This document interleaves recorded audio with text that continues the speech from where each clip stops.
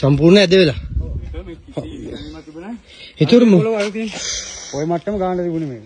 කට්ට වැටිලා තියෙන්නේ නේ. ඔව් මේ ඇතුලේ බලන්න පොඩ. මේක මේ කියන්නේ එක පාටම ගියාද? එක පාටම. මේක හයිට් එක පටන් ගත්තේ. ආය ඇතුළට යන්න එපා.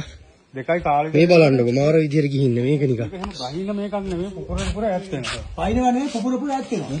ඒකට කට්ටිය මේ ඈත් වෙලා තියෙන පොළවනේ. පට්ටසිලි. අර මාතේ කිව්වේ පොළව.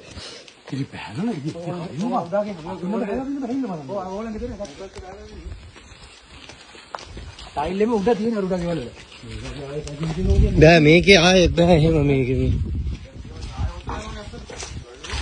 ඒ කියන්නේ මේකේ දැන් මේකේ භයානකකදී ඔය ඉරියස්සෙන් ගියපුවාම වතුර අරුකින් අර මට්ටම අර.